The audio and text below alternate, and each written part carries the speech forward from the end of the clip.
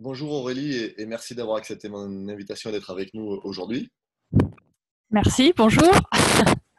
Et le porte-parole d'Attaque, moi, ma première question, elle va être assez simple et transversale. C'est quel regard tu portes aujourd'hui sur la période qu'on vient de traverser et qu'est-ce que selon toi elle met en évidence et qu'est-ce qu'elle révèle? Cette période, elle révèle d'abord de mon point de vue, les terribles lacunes du système actuel, du système néolibéral et productiviste, quoi.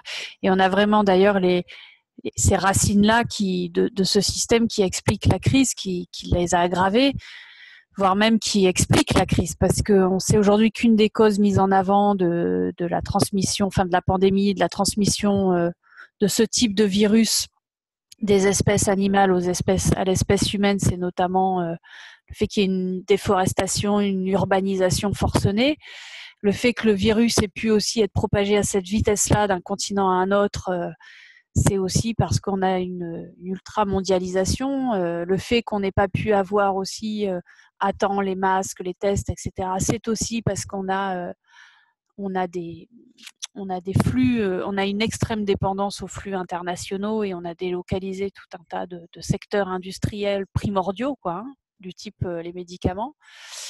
Voilà, et puis par ailleurs, c'est une crise aussi très grave parce que on paye la casse des services publics et notamment des hôpitaux. Et ça fait des années que les soignants se mobilisent, des années qu'ils disent qu'ils peuvent pas faire leur boulot correctement par manque de moyens, parce que y a pas assez de soignants et trop de précaires par ailleurs à l'hôpital. C'est pas qu'à l'hôpital d'ailleurs, c'est pareil dans les universités par exemple.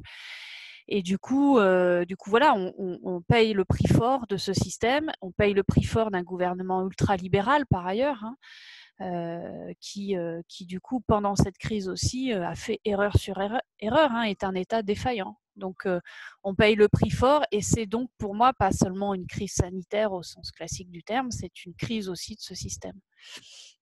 On va y revenir parce qu'on va évoquer ce que vous avez fait, entre autres, Attaque et d'autres sur les Ouais. solutions de sortie de crise, mais j'aimerais juste qu'on s'arrête sur un événement. Avant le début du confinement, dans le cadre d'une mobilisation pour dénoncer, je crois, l'inaction du gouvernement sur les enjeux écologiques, tu as été en garde à vue 24 heures. On a vu qu'il y a eu pas mal de lois liberticides qui ont été aussi votées dans le cadre de l'état d'urgence sanitaire. Est-ce que le gouvernement d'Emmanuel Macron, on le savait déjà extrêmement violent, mais est-ce qu'il s'enfonce dans l'autoritarisme? Déjà, on voit le fait que l'état d'urgence sanitaire, donc c'est-à-dire des pouvoirs exorbitants donnés à l'exécutif, qui était censé être absolument exceptionnel, cet état d'urgence, il est prolongé jusqu'en juillet au moins, et alors même que voilà, que la situation n'oblige pas à ça et pourrait permettre, on pourrait aujourd'hui rétablir une forme pleine et entière de démocratie institutionnelle, ce que le gouvernement se refuse à faire. C'est-à-dire qu'il profite de la crise pour avancer aussi, pour faire avancer sa dimension autoritaire, quoi, clairement. Puis vous avez vu les mobilisations qu'il y a aussi contre les violences policières actuellement, parce que ces violences policières, elles ont redoublé aussi pendant la crise, et les cités ont été, quartiers populaires ont été particulièrement stigmatisés et ciblés par les forces policières. Euh, voilà, et donc oui, en fait, de toute façon, plus ce gouvernement sera néolibéral, et c'est le cas, plus il voudra dérouler son agenda, plus il va se prendre une partie significative de la population face à lui et plus il aura besoin de faire taire toutes ces voix-là. Donc plus il va développer cette branche autoritaire de cet agenda néolibéral. Et voilà, et c'est des régimes que l'on voit aujourd'hui avec Trump, avec d'autres et bien d'autres. Donc voilà, je pense que d'ailleurs c'est un néolibéralisme économique, mais c'est pas du libéralisme au sens politique du terme, dans le sens où les libertés fondamentales sont au contraire de plus en plus piétinées, quoi. Donc, je l'ai dit tout à l'heure, vous aviez lancé Attaque avec d'autres une pétition qui s'intitulait Plus jamais ça. Il y a Ouais. quelques jours, vous l'avez décliné dans un programme de sortie de crise qui s'articule autour des 34 propositions. Donc, on va rentrer en détail dedans après. C'est quoi le but de ce plan général et comment vous l'avez construit en fait? Alors en fait, ça date d'il y a un certain temps. C'était il y a plusieurs mois, c'était même au contre G7 où nous, on avait déjà on a eu un débat entre Solidaires, CGT, Greenpeace et Attaque. Et après ce débat, notamment, on s'est dit, voilà, il faut absolument poursuivre ensemble sur fin du monde, fin du mois, même combat. C'était aussi la suite des mouvements Gilets jaunes, climat, voilà, où cette convergence commençait vraiment à se faire, de mon point de vue. En tout cas, il y avait cette idée parce qu'aussi ce sont des mouvements anti-système, quoi, et donc qui mettent en jeu les racismes même du système, mais aussi qui veulent construire un autre système. Or, ce système, on ne peut y répondre qu'en répondant en même temps aux urgences sociales et écologiques, sans mettre les unes devant les autres. Hein. Et donc l'idée, c'était que des grandes organisations, notamment qui sont pour les unes sur les contradictions capital-travail et pour les autres sur les contradictions capital-vivant, en fait se battent ensemble contre l'exploitation du travail et du vivant par le capitalisme. C'est-à-dire qu'on se bat contre un même système qui exploite en même temps le travail et le vivant. Et nous voulons promouvoir quelque chose qui, au contraire, fasse que voilà, on remette en cause cette logique profonde du système et en même temps, du coup, on réponde aux enjeux écologiques et sociaux du moment, quoi. On a vu, tu veux rajouter quelque chose peut-être? Non, mais voilà, mais du coup, après, avec la crise, donc on a été 8 organisations, Confédération Paysanne, Solidaire, FSU, CGT, ATTAC, Oxfam, Amis de la Terre, Greenpeace. On a travaillé depuis le janvier, hein, et puis en fait, au mois de mars, ça a accéléré nos convergences. Beaucoup d'autres organisations syndicales associatives nous ont rejoints et ça a donné voilà, le collectif Plus Jamais Ça d'une 30aine d'organisations, quoi. Et donc, on avait une tribune, une pétition, un appel unitaire au 1er mai en quelques semaines. Hein. Et puis là, ce plan de sortie de crise avec 34 mesures qui est en fait un projet politique au sens noble du terme, quoi, au sens de la vie de la cité. 34 mesures qui sont chiffrées, précises, ce qui est inédit pour l'arc de force qui est réuni ici, quoi. Donc justement, il y a plusieurs questions qui ont été soulevées pendant cette crise. Il y en a une, c'est la question alimentaire qu'on peut coupler avec la question agricole, puisqu'on a vu qu'il y avait de plus en plus de gens qui n'arrivaient pas à se nourrir, et pas que dans les quartiers populaires d'ailleurs.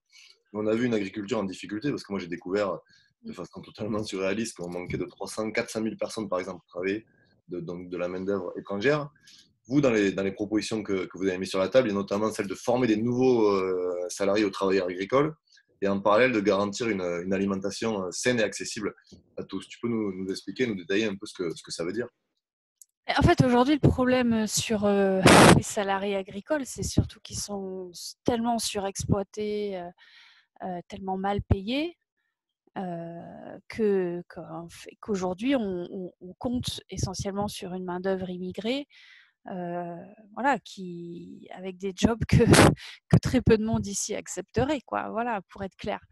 Avec des maladies professionnelles à la clé, très, très rapidement. Enfin, donc, on a une situation aujourd'hui des saisonniers agricoles, plus globalement des précaires en agriculture, qui est catastrophique et on s'en rend compte aujourd'hui, quoi. D'où notre dépendance à une main-d'œuvre immigrée qui accepte ces conditions de travail. Et encore, quand ces conditions de travail sont légales, hein, parce que pour une certaine partie, elles sont illégales. Donc, on se rend compte, voilà, du coup, avec cette crise aussi, ça révèle les énormes carences du système.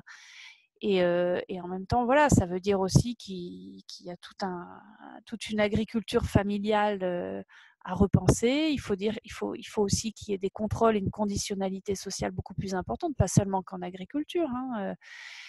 Voilà. Et en même temps, il faut que les paysans puissent vivre correctement de leur travail. Ça veut dire qu'aujourd'hui, oui, les prix alimentaires et agricoles, les prix payés aux producteurs agricoles ne couvrent généralement pas les coûts de production et que le seul moyen pour eux de se maintenir, c'est en fait de s'aligner sur le moins-disant européen.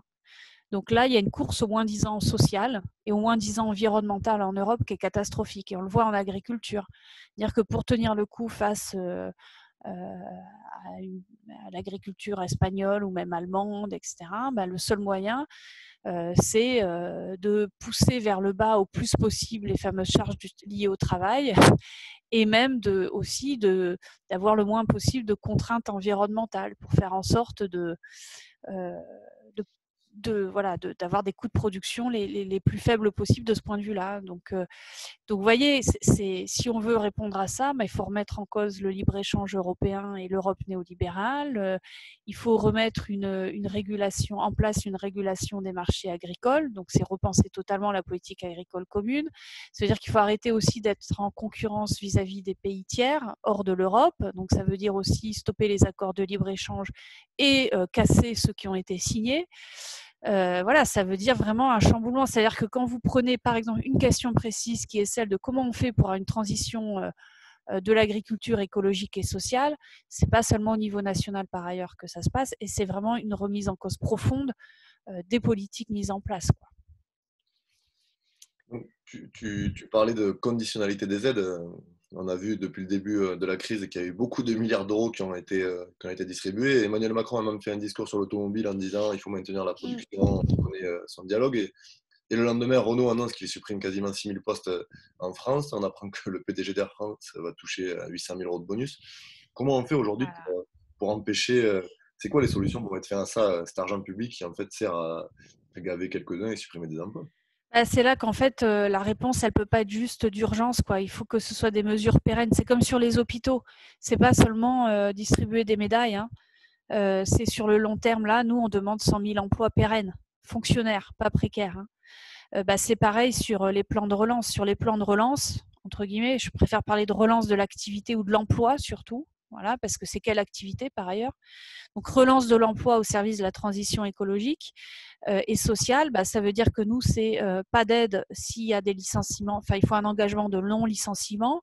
Il faut ce qu'on demande dans le plan de sortie de crise, c'est dans le même temps des engagements forts pour le respect de l'accord de Paris sur le climat et plus globalement pour une reconversion écologique des activités, y compris avec le soutien de l'État, hein, voilà. Et par ailleurs, nous, ce qu'on demande aussi, c'est qu'il y ait une politique très forte de reconversion, de formation professionnelle, avec le maintien de l'emploi, dans tous les cas, pas de suppression d'emplois liés à la transition écologique, et des possibilités de reconversion avec maintien des revenus et surtout maintien des qualifications. Il faut des qualifications équivalentes, voire une montée en compétences de chacun de ces travailleurs. Pourquoi ? Pour que la transition écologique ne se fasse pas sur le dos des travailleurs, et en particulier des travailleurs précaires.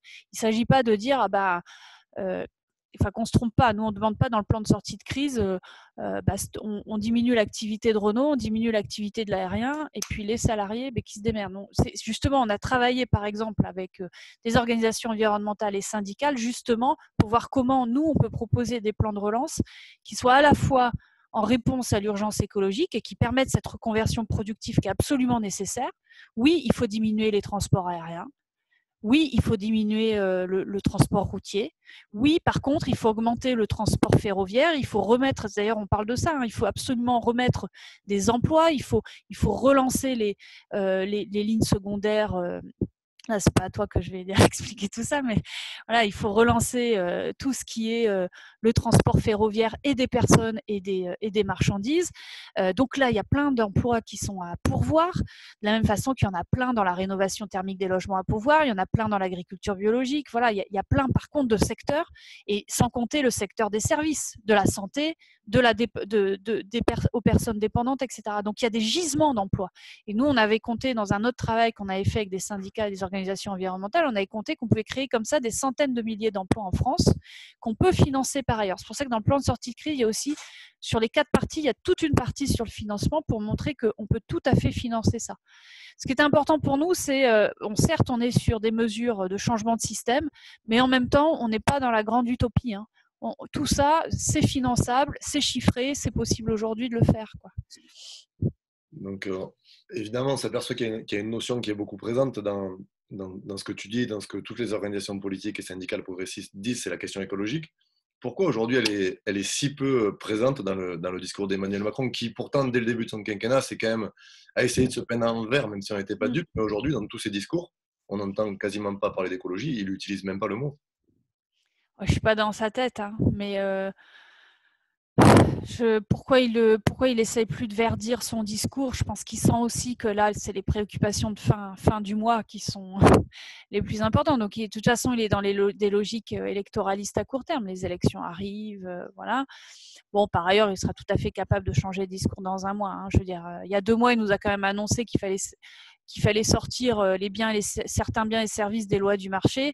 Aujourd'hui, il nous annonce qu'il faut remettre en cause les 35 heures à l'hôpital. Donc, voilà, où est la cohérence? Donc, pour moi, Emmanuel Macron, c'est vraiment entre les discours et les actes, il y a rien qui colle, quoi. Donc, voilà, mais je pense que d'ailleurs, il est dans l'enfumage total. Donc, mais les gens commencent à s'en rendre compte d'ailleurs. Hein. Je pense qu'il va, voilà, il va par ailleurs se prendre vraiment une partie significative de la population de plus en plus contre lui. Voilà. Et sur l'environnement,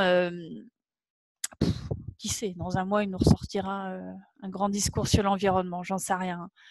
Mais c'est vrai qu'aujourd'hui, je pense qu'il joue la carte, il essaye déjà de répondre, parce qu'il sent monter évidemment le discours des premiers de corvée. Les gens se rendent compte que les soignants, les infirmiers, les instituteurs par exemple, et institutrices surtout d'ailleurs, soit dit en passant, et infirmières ont tenu la baraque pendant les mois de confinement. Je veux dire, moi étant enseignante, voilà, on a travaillé comme des fous, quoi, pour à distance, etc., pour maintenir voilà, tout en faisant du télétravail, tout en s'occupant de nos gamins. Enfin bon, je passe le détail. Voilà, donc il sent que là, les gens se disent, mais ces infirmières, ces institutrices, tout ça sont payées vraiment que dalle. Et en fait, c'est elles qui font des activités vitales pour la population. C'est pas les banquiers, les notaires, les machins. Je suis désolée, j'ai rien contre les banquiers, les notaires, mais c'est pas les grands patrons de, voilà. Enfin, plutôt quand je dis banquier, c'est pas les grands patrons de banque ou pas les grands patrons de je ne sais quoi qui tiennent voilà, voilà. Et finalement, qu'est-ce qui explique ces énormes différences de revenus? Je pense que ça, c'est en train. Et deuxièmement, les services publics. Donc là, il essaye de répondre à ça. Il se dit, mince, comment je fais pour continuer mon agenda ultralibéral et quand même répondre à ces attentes-là? Alors évidemment que l'écologie, dans ce cadre-là, passe complètement à la trappe. Ma dernière question, on va finir là-dessus. Tu as participé à une mobilisation des hôpitaux il y a quelques jours. Est-ce que, Ouais. est-ce que tu sens qu'il y a une colère sociale qui est encore plus décuplée qu'avant la crise et qu'elle est prête à, j'ai envie de dire, à converger sur, voilà, pour mettre en échec ce système-là? C'est bien dit. Je pense qu'elle est prête. Mais je pense que là, pour l'instant, je le vois chez nous. Pourquoi pour l'instant, les gens quand même craignent encore. La pandémie est fort heureuse à juste titre, quoi. Donc, on est très prudent sur les mesures sanitaires. C'est-à-dire qu'on peut, et nous-mêmes, on ne peut pas en même temps critiquer Macron parce qu'il ne distribue pas gratuitement les masques, parce qu'en fait, il ne met pas en place les mesures nécessaires, le testage massif, etc., pour vraiment endiguer la pandémie, et nous-mêmes aller faire des mobilisations de masse ou des mobilisations où dans lesquelles on ne respecterait pas les mesures sanitaires. Donc voilà, et de toute façon, je sens chez nos militants, voilà, c'est doucement, quoi. Mais en même temps, du coup, c'est un peu comme voilà, comme une marmite, on sent que ça bout, quoi, et qu'il y a un moment, quand les conditions le permettront, oui, je pense qu'il y a une colère sociale qui va s'exprimer très, très fortement. Maintenant, j'ai envie de dire, je suis, comment dire, je pense qu'il faut faire très attention parce que la colère des gens peut aussi donner l'extrême droite. Voilà. Peut donner le fascisme, le populisme de droite. Donc, voilà, je pense qu'il va falloir, nous, les forces de gauche, la gauche sociale et politique, les écologistes, etc., tous les mouvements de solidarité internationale, faire tout un travail pour que ce soit ces alternatives-là, voilà, solidaires, écologiques, démocratiques, qui canalisent la colère des gens. Voilà. Et qui leur fassent voir une autre société possible, qui ne passe pas par le nationalisme, la xénophobie, le repli sur soi. Et voilà. Donc, en même temps, on a une responsabilité très grande, voilà, dans la période. Surtout parce que, voilà, je pense que l'extrême droite, elle est en embuscade aujourd'hui et qu'on a des énormes risques. J'ai très peur de 2022. Voilà, je pense qu'il va falloir être extrêmement présent et nous mobiliser fortement pour que ça ne donne pas l'extrême droite au pouvoir. Voilà. Et merci Aurélie pour nous avoir accordé cet entretien et puis je suis sûr qu'on se retrouvera dans de nombreuses batailles communes. J'en suis certaine. Merci Thomas. À bientôt.